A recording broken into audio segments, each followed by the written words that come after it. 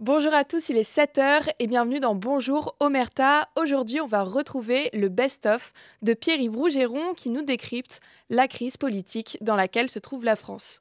Bon visionnage.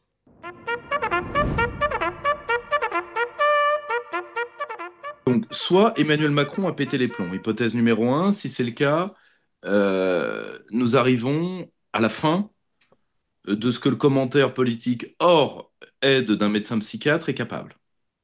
Donc, après, il y en a de très bons, hein, Denis Robert Dufour, Delcourt. Enfin, Delcourt est pédopsychiatre, mais il faut au moins un esprit comme Denis Robert Dufour pour pouvoir comprendre. D'ailleurs, il avait écrit un ouvrage sur Macron qui était terrifiant. Euh, bon, le, soit Emmanuel Macron a pété les plombs, mais malheureusement, je crains que nous mésestimions euh, sa rationalité perverse. Je vous rappelle qu'il y a un événement que personne n'a souligné, qui est sa remise d'un prix mondialiste à l'Atlantic Council la semaine précédente. Avez-vous vu cette vidéo, ma chère? Je Non. vous la recommande. Emmanuel Macron est en pingouin, le tout New York est là pour se foutre de lui, et il est content. Il est très très très content. Il est content, mais très content. Et Et là, vous voyez que le personnage, en réalité, il a un profil plein et entier. C'est-à-dire que ce n'est pas qu'il ne s'appartient plus.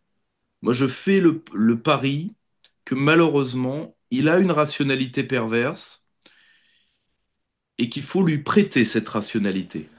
Au-delà de l'aspect bringue-zingue et de plus en plus bringue-zingue du personnage, mais qui fait déjà les choux gras de la presse internationale depuis près de 10 ans maintenant. Je me rappellerai toujours d'un député UMP, député de Maison Lafitte, qui m'avait dit,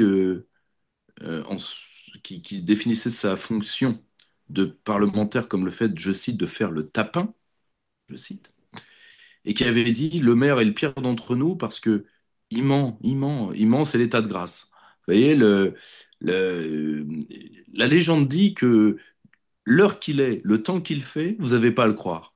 Le- et bien sûr, Bruno Le Maire avait menti.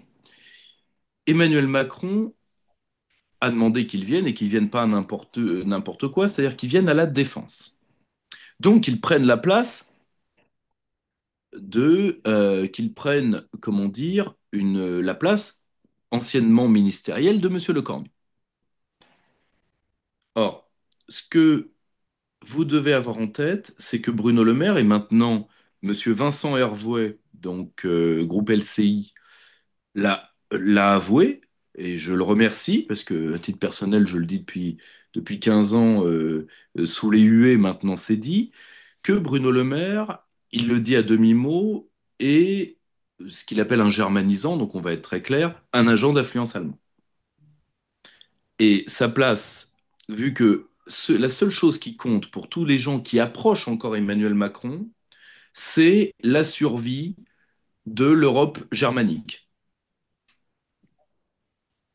au détriment de la France, mais ça, Emmanuel Macron est, disons, est, comment dire, totalement dans la main de Berlin. Il n'a jamais cherché à être autre chose, hein. Emmanuel Macron, quand bien même ferait-il le bordel à son corps défendant, aime le bordel. Pourquoi? Parce que le bordel lui permet de brouiller tous les signaux et de nous laisser tous suspendus à ses lèvres. Et là, c'est la situation qu'il préfère, l'homme debout au milieu des ruines. Là, c'est ce qu'il est à l'instant où je vous parle. Là, il vit sa meilleure vie quand il est dans ces situations-là. C'est-à-dire que, et ça, quand vous l'avez vu, donc il y a moins de 2 semaines, hein, à New York avec son prix, vous voyez comment il peut être sadique avec les pauvres Français et il est servile avec l'élite mondialiste, pour qui il n'est rien de plus qu'un pecno de province.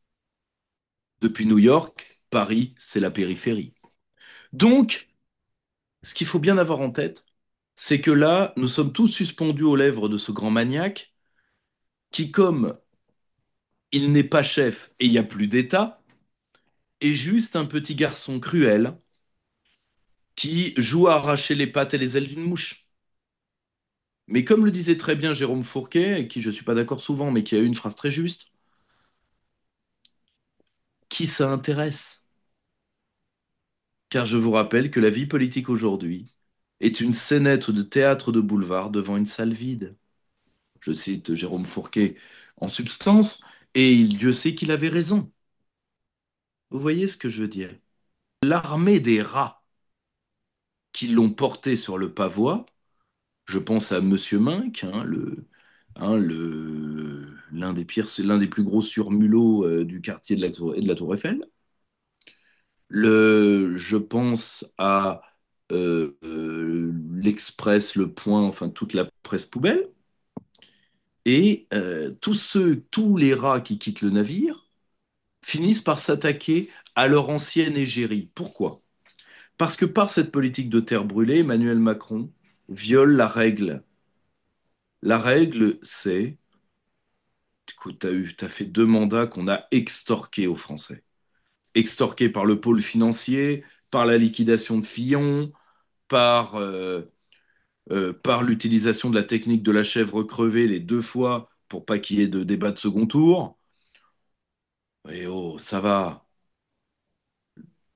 T'as joui, tu les as eus, ça va. Ne casse pas la machine à faire des traîtres. Nous avons tous un point commun, mon cher Manu, c'est que nous sommes des parasites et nous vivons comme des tiques dans les puces comme des tiques et des puces dans les poils du chien France.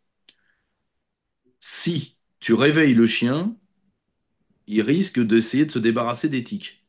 Donc nous, c'est hors de question. Emmanuel Macron voulait le Rassemblement national à Matignon. C'est là-dessus que lui et Gabriel Attal s'affrontent. Ce qui vous explique la chute de Gabriel Attal et aujourd'hui le fait que Gabriel Attal, par le groupe Renaissance, soit l'un des premiers opposants à Macron. Là où Emmanuel Macron pensait, certainement à raison d'ailleurs, qu'il grillerait le front s'il le mettait à Matignon. Vous savez, il jouerait François Mitterrand en cohabitation. Je signerai pas les ordonnances, je ferai des communiqués tous les jours contre toi, je te ferai une guerre de bureau à la graffeuse rouillée, je te ferai craquer. Et avoir Manu qui veut vous nuire tous les jours, vu que c'est un maniaque, c'est pas une sinécure. Il veut changer notre doctrine atomique au mois de janvier, ce qui veut dire qu'il veut la germaniser. Ce qui veut dire que pour protéger Berlin, toutes les villes françaises deviendront des cibles de n'importe quel État nucléarisé, ou même non nucléarisé, parce que, vous savez, avec un missile hypersonique sans charge nucléaire, vous faites autant de dégâts, hein. Donc, un, de mettre en coupe réglée, en germanisation, une partie de notre armée, et de suivre l'Allemagne et les pays de l'Est, et la Pologne, dans une escalade vis-à-vis de la Russie, et peut-être même de la Chine. C'est la fameuse question de l'accord 94 sur l'armement de Taïwan. Donc, mis à part faire ces choses dramatiques, ça pourrait passer aussi par le fait de donner notre siège onusien. Évidemment, à qui? À l'Union européenne et donc à Berlin, hein. Mis à part ça, Emmanuel Macron entrerait dans une dialectique d'ancien président, c'est-à-dire qu'il inaugurerait les chrysanthèmes. Et ça, il ne le veut pas. Parce que, moi, il est au centre de la scène sous les yeux de maman, il a toujours 14 ans. Les fanatiques Macron, Macron et rien que Macron, et ceux qui veulent que le système macroniste perdure après Macron. Make Macron great again. Ne vous laissez pas omnubilé par la nullité des têtes d'affiche du système. Vous avez quand même des gens qui pensent derrière. Et ces gens-là, ils pensent quoi? Ils pensent que, vous savez, il y a de fiefés connaisseurs de la Russie à Omerta. Nous sommes d'accord. Il y a eu combien de révolutions en Russie, ma chère? Il y en a eu 3. Février 1905, enfin, pardonnez-moi, révolution de 1905, révolution de février 1917, révolution d'octobre 1917. Et donc la peur du système, ce n'est pas Marine Le Pen, ce n'est pas Jordan Bardella. C'est que Marine Le Pen ou Jordan Bardella, par leur réalisation ou plutôt leur non-réalisation, amène un processus populiste puissant en France qui serait un authentique dégagisme.